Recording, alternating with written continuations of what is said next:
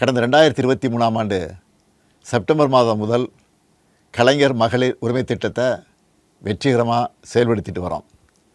முதல்ல 1,13,00,000 மகளிருக்கு பயனளித்த இந்த திட்டம் அண்மையில் அது விரிவுபடுத்தப்பட்டு இப்போ 1,31,00,000 குடும்பத் தலைவிகள் பயன்பெற்று வராங்க.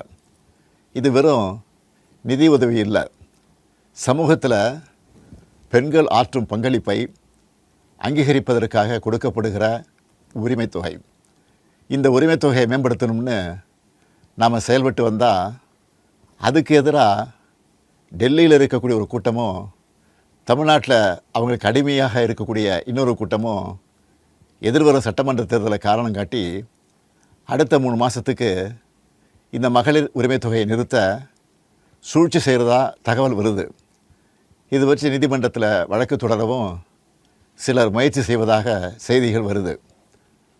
1,31,00,000 மகளிர் உழைப்பை அங்கீகரிக்கிற இந்த திட்டத்தை 3 மாதம் நிறுத்தி வச்சா நீங்கள் எவ்வளவு சிரமங்களுக்கு ஆளாவீங்கன்னு உங்கள் வீட்டில் ஒருத்தனா இருக்கக்கூடிய எனக்கு நல்லா தெரியும். கடும் வெயிலில் வேலைக்கு போக கஷ்டமான கோடை காலத்தில் இந்த தொகை நிறுத்தப்பட்டால் உங்களுக்கு எவ்வளவு வலி ஏற்படும்னு என்னால் உணர முடியுது. உங்கள் மாதாந்திர செலவை எப்படி சமாளிப்பீங்க? உங்கள் குடும்பத்தில் நோய்வாய்ப்பட்டவங்களுக்கு மாத்திரை வாங்கி கொடுக்க முடியுமா? குழந்தைகள் தேர்வு எழுதுகிற காலத்தில் அவங்களுக்கு உணவு கொடுப்பதிலிருந்து தேவையான கல்வி செலவுகளை செய்ய முடியுமா? இந்த கஷ்டத்தையெல்லாம் நினச்சி பார்த்து தான் ஒரு முக்கியமான முடிவை எடுத்திருக்கிறேன்.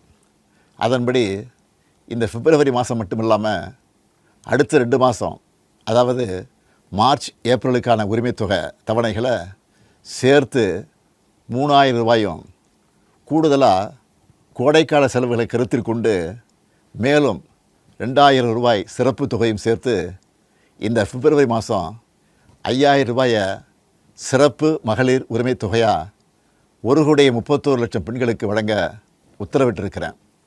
இந்த தருணத்தில் இன்னொரு அன்பான வேண்டுகோள். இந்த 5,000 ரூபாயை அடுத்த 3 மாதத்துக்கு நீங்கள் பயன்படுத்திக்கணும் என்பதால் கொஞ்சம் கவனமாக செலவு பண்ணுங்கள். முடிஞ்ச அளவுக்கு சேமிக்கவும் பாருங்கள்.